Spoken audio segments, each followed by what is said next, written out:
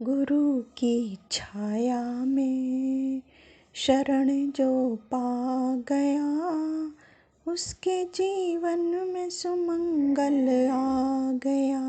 जय गुरुदेव। आप सभी को प्रणाम। आइए एक बार गायत्री मंत्र कर लेते हैं।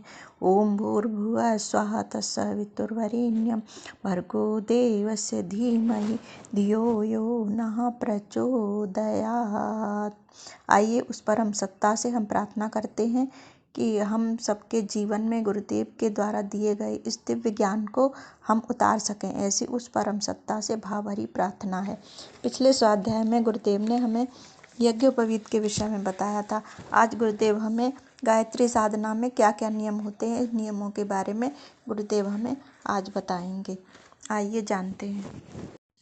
गायत्री साधना करने वालों के लिए कुछ आवश्यक नियम आज गुरुदेव हमें बता रहे हैं। इसमें नंबर 1 है, गुरुदेव कह रहे हैं कि शरीर को शुद्ध करके साधना पर बैठना चाहिए। साधारण स्नान के द्वारा ही शरीर की शुद्धि होती है, पर किसी विवशता, ऋतु प्रतिकूलता अथवा अस्वस्थता की दशा में मुँह हाथ धोकर या गीले कपड़े से शरीर पोंछकर भी काम चलाया जा सकता है।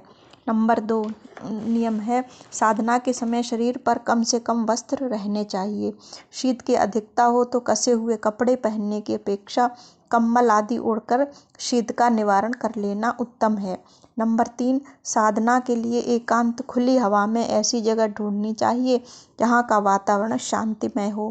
खेत, बगीचा, जलाशय का किनारा, देव मंदिर इस कार्य के लिए उपयुक्त होते हैं, पर जहाँ ऐसा स्थान न मिले, सुविधा न हो, वहाँ घर का कोई स्वच्छ शांत भाग भी चुना जा सकता है। नंबर 4 धुला हुआ वस्त्र पहनकर ही साधना करना उचित है। पालती मारकर सीधे साधे ढंग से बैठना चाहिए। साधना के लिए कष्टसाध आसन लगाकर बैठने से शरीर को कष्ट होता है और मन बार बार उचटता है, इसलिए इस तरह बैठना चाहिए कि अधिक देर तक बैठे रहने में असुविधा न हो। नंबर 6 रीढ़ की हड्डी को सदा सीधा रखना चाहिए। कमर झुकाकर बैठने से मेरुदंड टेढ़ा हो जाता है और सुषुम्ना नाड़ी में प्राण प्रवाह आगमन होने में बाधा पड़ती है। नंबर 7 बिना बिछाए जमीन पर साधना करने के लिए नहीं बैठना चाहिए। इससे साधना काल में उत्पन्न होने वाली शारीरिक विद्युत जमीन पर उतर जाती है। घास पत्तों से बने हुए आसन सर्वश्रेष्ठ हैं। कुश का आसन, चटाई, रस्सियों का बना फर्श सबसे उत्तम है। इसके बाद सूती आसनों का नंबर है। ऊन तथा चर्म के आसन तांत्रिक कर्मों में प्रयुक्त होते हैं। नंबर 8 माला तुलसी या चंदन की लेनी चाहिए। रुद्राक्ष, लाल चंदन, शंख आदि की माला गायत्री के तांत्रिक प्रयोगों में प्रयुक्त होती हैं। नंबर 9 प्रातःकाल 2 घंटे तड़के से जप आरंभ किया जा सकता है। सूर्य अस्त होने के 1 घंटे बाद तक जप समाप्त कर लेना चाहिए। 1 घंटा शाम को, 2 घंटे प्रातःकाल के, कुल 3 घंटों को छोड़कर रात्रि के अन्य भागों में गायत्री की दक्षिण मार्गी साधना नहीं की जाती। तांत्रिक साधनाएं अर्धरात्रि के आसपास की जाती हैं। यहाँ गुरुदेव हमें समझा रहे हैं कि 2 घंटे सूर्यास्त के बाद, इसके बाद गायत्री साधना, सतोगुणी साधना नहीं की जाती। तांत्रिक साधनाएं अर्धरात्रि के आसपास की जाती हैं, इसलिए हमें तब तक अपनी उपासना कर लेनी चाहिए। नंबर 10 साधना काल के लिए 4 बातों का विशेष रूप से ध्यान रखना चाहिए। चित्त एकाग्र रहे, मन इधर उधर न उछलता फिरे। यदि चित्त बहुत दौड़े तो उसे माता की सुंदर छवि में लगाना चाहिए। कम से कम 1 माला अर्थात 108 मंत्र नित्य जपने चाहिए। इससे अधिक जितने बन पड़े उतने ही उत्तम है। किसी अनुभवी तथा सदाचारी को अपना साधना गुरु नियत करके तब साधना करनी चाहिए। अपने लिए कौन सी साधना उपयुक्त है उसका निर्णय उसी से कराना चाहिए, क्योंकि रोगी अपने रोग को स्वयं समझने और अपने आप दवा तथा परहेज का निर्णय लेने में समर्थ नहीं होता।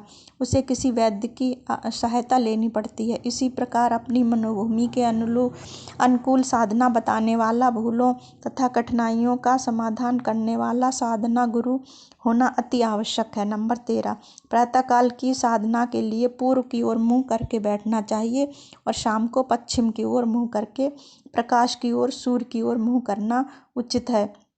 नंबर 14 पूजा के लिए फूल न मिलने पर नारियल की गिरी को कद्दूकस में कसकर उसके बारीक पत्रों को काम में लेना चाहिए। नंबर 15, देर तक एक पालथी से एक आसन पर बैठे रहना कठिन होता है, इसलिए एक तरफ से बैठे बैठे पैर थक जाएं तो उन्हें बदला जा सकता है। आसन बदलने में कोई दोष नहीं है। नंबर 16, मल मूत्र त्याग या किसी अनिवार्य कार्य के लिए साधना के बीच में उठना पड़े तो शुद्ध जल से हाथ मुंह धोकर दोबारा बैठना चाहिए और विक्षेप के लिए एक माला अतिरिक्त जप प्रायश्चित रूप से करना चाहिए। यदि किसी अनिवार्य कारण साधना स्थगित करनी पड़े तो दूसरे दिन एक माला अतिरिक्त दंड स्वरूप जप करना चाहिए। नंबर 18, जन्म या मृत्यु का सूतक हो जाने पर शुद्धि होने तक माला आदि की सहायता से किया जाने वाला विधिवत जप स्थगित रखना चाहिए। केवल मानसिक जप मन ही मन चालू रख सकते हैं। यदि इस प्रकार का अवसर सवा लक्ष्य जप के अनुष्ठान काल में आ जाए तो उतने दिनों के लिए अनुष्ठान स्थगित रखना चाहिए। सूतक निवृत्त होने पर उसी संख्या पर से जप आरंभ किया जा सकता है जहां से छोड़ा था। नंबर 7, लंबे सफ़र में होने से, स्वयं रोगी होने से या तीव्र रोगी की सेवा में लगे रहने की दशा में स्नान आदि की पवित्रताओं की सुविधा नहीं रहती। ऐसी दशा में मानसिक जप बिस्तर पर पड़े पड़े, रास्ता चलते या किसी भी अपवित्र दशा में किया जा सकता है।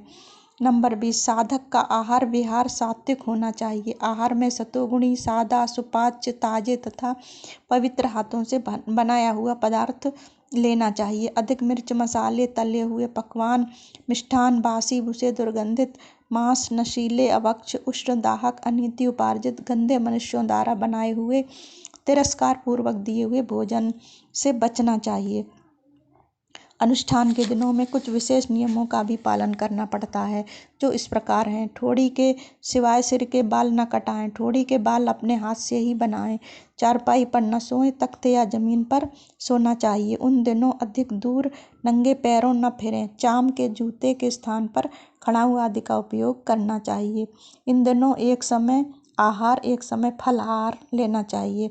अपने शरीर और वस्त्रों से दूसरे का स्पर्श कम से कम होने दें। एकांत में जप करते समय माला खुले रूप से जपनी चाहिए। जहाँ पर बहुत आदमियों की दृष्टि पड़ती हो वहाँ कपड़े से ढक लेना चाहिए या गोमुखी में हाथ डाल लेना चाहिए।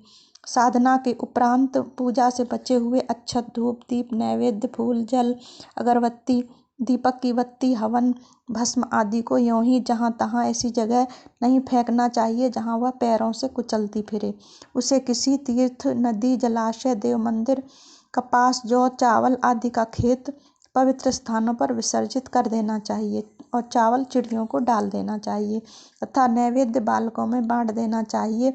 जल को सूर्य के सम्मुख चढ़ा देना चाहिए। इसी के साथ आज की बात यहीं पे अपनी वाणी को यहीं विराम देते हैं।